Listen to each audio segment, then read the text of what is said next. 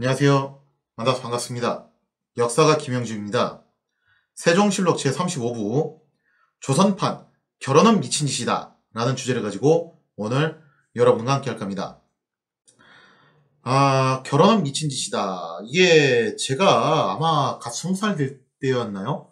그게 성인이 된 지 얼마 안 된 시점이었던 걸로 기억을 하는데, 그때 당시에 나왔던 되게 유명했던 영화예요. 당시에는 제목이 너무 선정적인 거 아니냐, 그러면서 이제 좀 비판도 많았었는데, 뭐 요즘 시대에 나왔으면 뭐 저 정도쯤은 그냥 사람들이 다 넘어갔을 것 같긴 해요. 아무튼 이제 조선시대에도 이 결혼 문제 가지고서 애로사항이 정말 많았던 인물이 있었는데, 그 사람이 바로 세자 이향, 즉 훗날의 문종입니다. 1429년 10월, 지난 시간에 설명드린 대로 궁안에서 각종 압승수를 사용했던 세자빈, 휘빈 김씨, 결국에는 이게 들통이 나는 바람에 패출이 되었죠.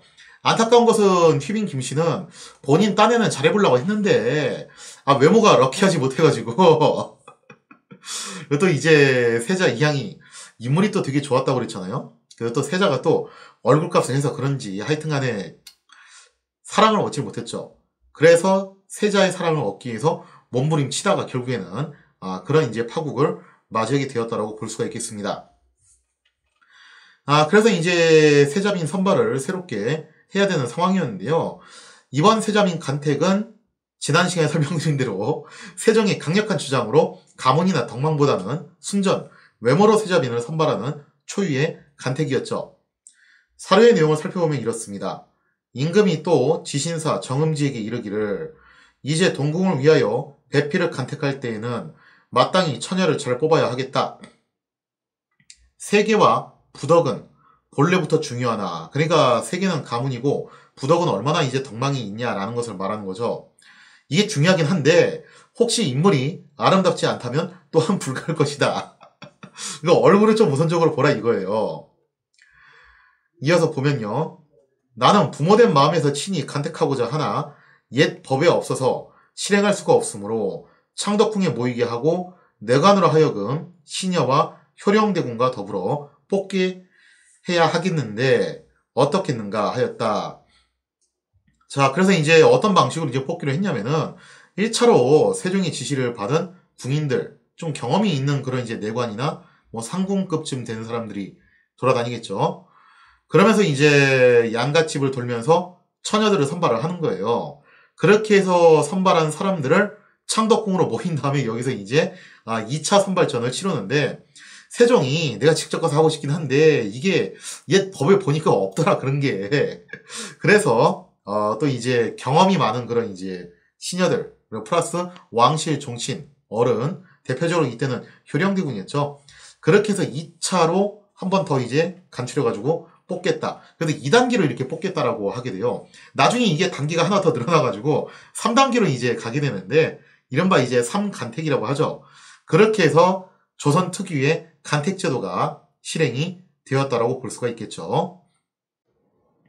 자, 이렇게 해서 영예의 새로운 세자빈으로 선출된 것이 바로 창녕 현감 봉여의 여식으로, 바로 이제 그녀는 순빈의 측봉이 됩니다. 그리고 그녀의 아버지 봉여는 여식이 세자빈이 된 덕에 원래는 현감이었지만 여기서 진짜 몇 단계 풍계를 뛰어넘어서 종부시 소연으로 임명이 되었다는 거죠. 당시 이제 간택 후보자로 왔던 사람들, 궁에 들어왔던 사람들은 저 금수 복자, 초록 원삼이라는 옷을 입었다라고 해요. 그래서 어쩌면 뭐 순빈 봉씨도 저거 입고 심사를 봤을 수도 있겠죠. 이처럼 순빈 봉씨는 순전 외모로만 선발이 됐을 만큼 아마 그 미모가 정말 대단했을 거예요. 그야말로 미스코리아 진이었겠죠. 하지만 여기서 이제 또 치명적인 문제가 생기는데, 이게 허조가 걱정했던 부분이었죠. 뭐였냐면은 순빈 봉씨는 외모 자체는 출중했을 수 있어요. 하지만 이게 또 성격이 보통이 아니었다라는 거예요. 성격도 장난 아니었고 품성도 제대로 갖추지 못했고 좀 이제 그런 문제점들이 있었다라는 거죠. 그러니까 외모는 괜찮은데 성격이 문제인 사람들, 그런 경우가 왕왕 있잖아요. 물론 뭐 외모가 좋다라고 해가지고 꼭 성격이 나쁘냐 그런 건 아니에요. 외모도 좋고 성격도 좋고 그런 사람도 있어요. 반대로 외모도 나쁘고 성격도 나쁘고 그런 사람도 있죠. 근데 어쨌든 간에 이제 순빈 봉씨는 외모는 출중했을지 모르겠지만 성격은 정말 개차반이었다고 볼 수 있는데, 자, 세종 뭐 어떻게 합니까? 일단 외모 보고 뽑으라고 한 게 자기 짓이니까 별 수 없잖아요. 그래서 세종은 뭐라고 생각했냐면은 no problem, 걱정할 필요 없다. 순빈 봉씨의 성품을 교육을 통해서 바로잡으면 되지 않겠냐. 그래서 연려전을 가르쳐가지고 순빈 봉씨의 성품을 바로잡도록 그렇게 지시를 내렸다는 거죠. 그러나 선천적으로 자유분방한 성격이었던, 뭐 이게 좋게 봐주면은 자유분방한 거고, 좀 적나라하게 말하면은 사람이 좀 이제 방종한 거죠. 그냥 좀 야생마처럼 그렇게 이제 그런 성격을 갖고 있는 사람이었는데, 이 순빈 봉씨는 도무지 공부가 체질에 맞지 않았습니다. 아니, 공부뿐만 아니라 왕실의 예의 격식 이런 것 자체가 그냥 체질에 안 맞았던 모양이에요. 그러니까 이런 거 놓고 보면 원래는 세자빈이 되면 안 됐을 사람이죠.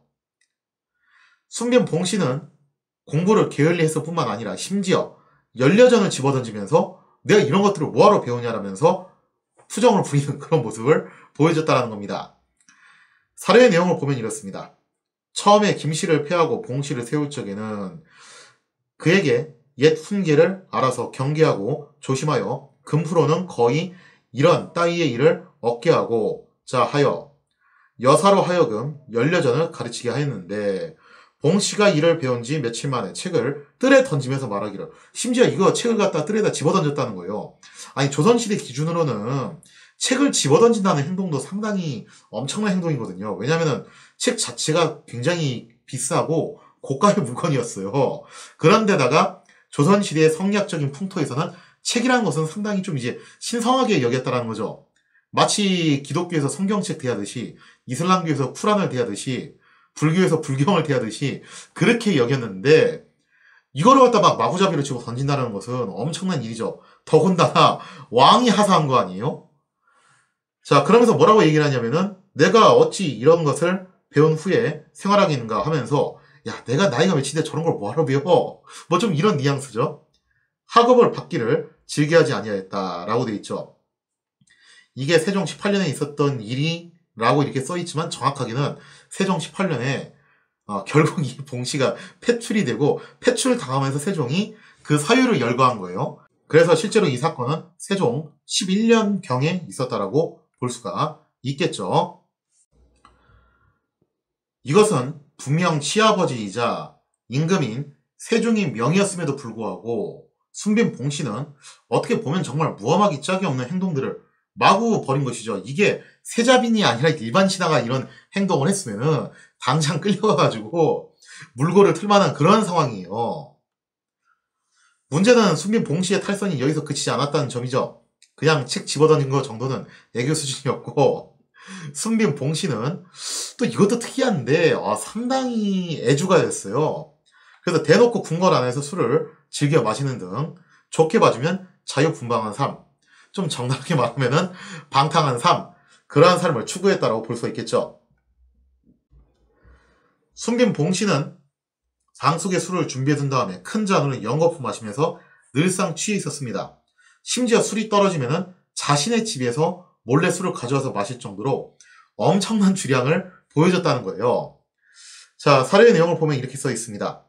성품이 술을 즐겨 항상 방속에 술을 준비해 두는 큰 그릇으로 연거푸 술을 마시어 몹시 취하기를 좋아하며, 혹 어떤 때는 시중 드는 여정으로 하여금 얻고 뜰 가운데로 다니기로 하고, 그러니까 완전 만취해가지고 인사불성이 돼서 뭐 술을 깰라고 그랬는지 어쩐지 하여튼 그렇게 여정으로 하여금 자기를 업은 다음에 뜰 가운데를 다니게끔 했다라는 거예요.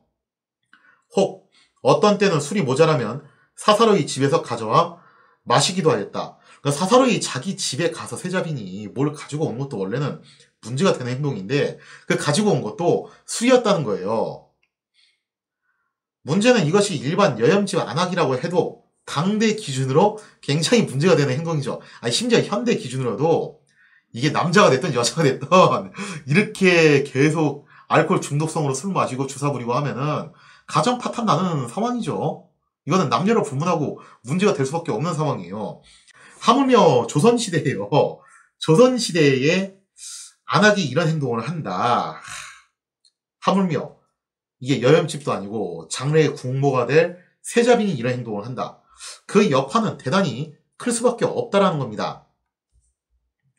당연하게도 조용하면서도 차분한 성품을 가진 세자 이향, 날마다 주사를 부리면서 온갖 말썽을 일으키는 순빈 봉씨를 마음에 들어하지 않을 수밖에 없다라는 거예요. 결국에는 세자 내외 사이의 금술은 완전히 파탄날 수밖에 없었다라는 겁니다. 제 친구 중에서 이제 결혼한 친구들 가운데 술을 되게 좋아하는 친구들이 있긴 있어요.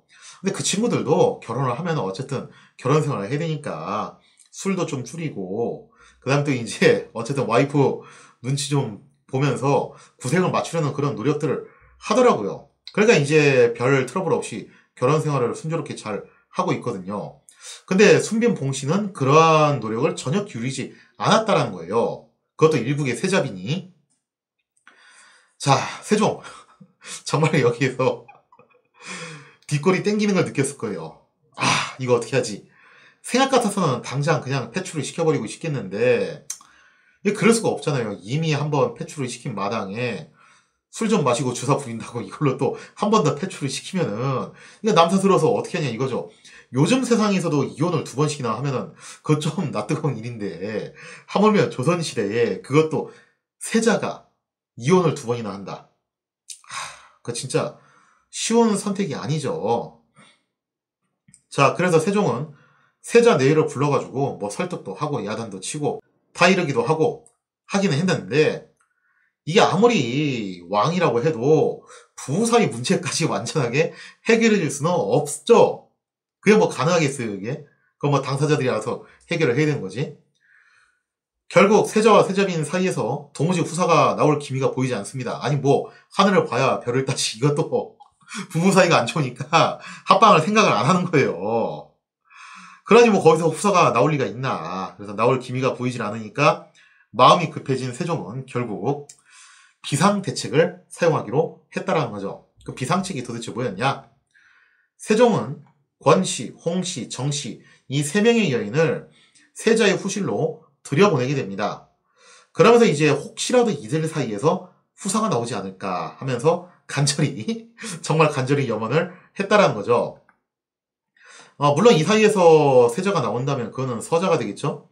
하지만 어쨌든 서자라고 해도 후사가 나오기만 한다면은 일단은 안심이라는 거예요. 그러니까 보험 하나 정도는 들어놓는 거라는 거죠.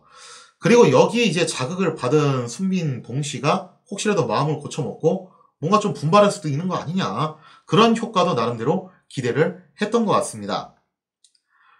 이러한 기대감 속에서 세자의 후실로 들여보낸 세 여인 중에서 그 중에서도 특히 세자는 승휘, 권씨를 굉장히 총애했다라고 그래요. 권씨 성격이 이제 조용하고 차분하고 그런 현모양처 스타일이고, 그래서 이제 세자하고 좀 궁합이 잘 맞았던 모양이에요. 그리고 오랜 노력 끝에 마침내 결실이 맺어지게 됐으니 세자 이향과 승희, 권씨 사이에서는 마침내 임신 소식이 전해지게 되었다는 거죠. 물론 이 아이가 아들일지 딸일지는 모를 일이에요. 모를 일이지만 어쨌든 간에 세자가 비로소 후사를 볼 수 있게 되었다. 그래서 어쨌든 이제 다음번에 아들이 됐든 딸이 됐든 자녀가 뭔가 나올 것 같다. 이러한 소식에 세종은 무척 큰 기대감을 갖게 되었다는 거죠. 굉장히 고무되었다는 거예요. 뭐 사실 그렇잖아요. 이게 딸일 수도 있는데 한번 이렇게 후손으로 보게 되면은 승희, 권씨하고의 사이에서 또다시 이제 임신이 이루어질 수도 있고 다음번에 또 아들이 나올 수도 있는 거고, 그러니까 어쨌든 이제 기대감이 생길 수밖에 없는 그런 상황이라는 거죠. 하지만 승희, 권씨의 임신 소식이 전해지자 순빈, 봉씨 난리가 나죠. 그야말로 하늘이 무너지는 듯한 큰 충격에 빠졌고, 이게 세종의 의도하고는 좀 다른 방향으로 움직이게 돼요. 어떤 방향으로 움직이게 되냐? 순빈, 봉씨는 승희, 권씨가 임신을 한 것에 대해서 충격을 받은 나머지 이런 생각을 하게 됩니다. 내가 좀 더 분발을 해가지고 행실도 고치고 술도 끊고 해가지고 남편의 마음을 얻어서 나도 서둘러 자녀를 봐야지, 이런 생각을 한 게 아니라 엉뚱한 쪽으로 이야기가 흘러가게 되는데, 만약에 이 승희, 권씨가 아들을 낳게 되면은 나는 어떻게 되는 거냐? 나는 10중 8구 폐출되는 거 아니냐라고 여겼던 거예요. 좀 다소 극단적인 생각을 했던 거죠. 그러니까 이 순빈 봉씨가 좀 다혈질 성격이잖아요. 그래서 그런지 이 생각하는 것도 상당히 좀 극단적인 생각들을 많이 했던 것 같아요. 자, 그래서 순빈 봉씨는 아예 자포자기한 마음에 날마다 그야말로 궁궐이 떠내려갈 정도로 대성통곡을 하면서 이거 행실이 더더욱 망가지는 모습을 보여줬다는 거죠. 자, 이렇게 의도한 거하고 좀 다르게 상황이 흘러가자 왕실 어른이었던 소원왕후 심씨가 직접 나서게 됩니다. 그러면서 순빈 봉씨를 불러가지고 타일러요. 아니 권승희가 아들은 난다면 그는 왕실의 경사니까 네가 기뻐해야 될 일이지 왜 그거를 가지고서 대성통곡을 하냐. 그리고 너가 여기서 좀 더 분발을 해가지고 세자하고 사이에서 적자를 낳으면 되는 거 아니냐. 그러면은 그냥 게임 끝나는 거다. 그럼 네가 행실을 고치고서 세자 마음에 들게끔 노력을 할 생각이지 왜 이렇게 통곡을 하면서 행실이 더 망가지냐. 그건 좀 아닌 것 같다. 그리고 또 이제 세자도 불러서 또 이제 타이르죠. 그러지 말고 네 와이프인데 좀 잘 좀 해줘. 한 거예요. 하지만 순빈 봉씨는 그 어떠한 말로도 설득이 되지 않았고 오히려 날이 갈수록 더 망가지는 모습을 보여줬다는 거죠. 다만 이제 세자가 이때쯤 해가지고 약간은 좀 자기도 미안하게 생각을 했는지 순빈 봉씨한테 그래도 조금은 이제 마음을 주려고 노력은 하기는 해요. 노력하면 뭐합니까? 순빈 봉씨가 전혀 고칠 생각을 안 하는데 그러던 어느 날 순빈 봉씨는 급기야 자신도 아이를 임신했다면서 폭탄 선언을 하게 됐다는 거죠. 자, 과연 순빈 봉씨의 임신 소식 이것은 진짜일까? 처음에 세종은 순빈 봉씨의 말을 듣고 나름 큰 기대를 가졌던 것 같아요. 이거 진짠가? 만약에 진짜면은 적자가 태어나는 거잖아요. 이거보다 더 기쁜 일이 어디 있겠어요. 물론 그것도 아들이지 딸이지는 모르지만 자, 아무튼 간에 이제 기대감을 가졌는데 이게 결국에는 진실이 곧 들통이 나게 됩니다. 사례로 보면 그래요. 봉씨가 스스로 말하기를 태기가 있다 하여 궁중에서 모두 기뻐하였다. 그가 혹시 놀람이 있을까 염려하여 중궁으로 옮겨 들어와 조용히 거처한 지가 한 달 남짓 했는데 어느 날 봉씨가 또 스스로 말하기를 낙태를 하였다고 하면서 단단한 물건이 형체를 이루어 나왔는데 지금 이불 속에 있다고 하므로 늙은 궁궐 여종으로 하여금 가서 이를 보게 했으나 이불 속에는 아무것도 보이는 것이 없었으니 그가 말한 임신했다는 것은 거짓말이었다. 그러니까 정말 충격적인 사건이 발생을 한 거죠. 이 초조함과 불안을 견디다 못하는 순빈 봉씨는 급기야 거짓으로 임신한 채 하는 이른바 상상 임신을 하게 됩니다. 그러면서 이제 출산일이 다가오자 뭐라고 얘기하냐면은 거짓말이니까 어떻게든 자기도 수습을 해야 되잖아요. 수습한답시고 한 게 뭐였냐면은 유산을 했다. 라는 그런 거짓말을 늘어놓다가 결국에는 덜미가 잡히게 되었다는 거죠. 이로써 순빈 봉씨는 왕실의 신뢰를 완벽하게 잃어버리게 되었다는 거예요. 이 사건이 있은 후 순빈 봉씨는 더더욱 입지가 좁아져서 궁지에 내몰리게 됩니다. 이렇게 되자 순빈 봉씨는 더 이상 그 무엇도 눈치 보지 않고 이제 진정한 마카파가 되는 거죠. 이제 완벽하게 마카파 행보를 보여주게 되는데 순빈 봉씨는 외간 남자들을 엿보거나 대낮부터 술판을 벌이거나 궁인들에게 폭언과 주사를 부리는 등 그야말로 추태를 부리게 되는 거예요. 순빈 봉씨의 이러한 행각에 대해서 세종은 정말 분통이 터지죠. 아주 괘씸하게 생각을 했지만 어쩔 수 없는 노릇이었어요. 진짜 생각 같아서는 당장 세자빈을 패출하고 싶었겠지만 그랬다가는 이게 두 번째 이혼이 되잖아요. 세종이 아끼는 세자, 이향. 얼마나 진짜 금이와 오기가 키우면서 온갖 것을 퍼부어가지고 완벽한 임금으로 만들기 위해서 노력을 했냐 이거죠. 그런데 그런 세자 이향의 커리어에 아주 치명적인 흠집이 날 수가 있다라는 거예요. 이혼을 두 번이나 한 왕. 이런 딱지가 붙으면 안 되지 않냐 이거예요. 자, 그래서 이제 세종이 참고 또 참았는데, 결국에는 순빈 봉씨가 끝내 도저히 세종이 참고 넘길 수 없을 정도로 정말 커다란 어마무시한 사고를 치게 되면서 스스로 파멸을 자초하게 되었다는 거죠. 자, 이 비극의 종착점, 과연 순빈 봉씨가 저질렀던 그 어마무시한 사고란 무엇을 말하는 것인가? 굉장히 이제 쇼킹한 사건이 발생을 하게 되는데 그 사건에 대한 이야기를 다음 시간에 이어서 계속하도록 하겠습니다.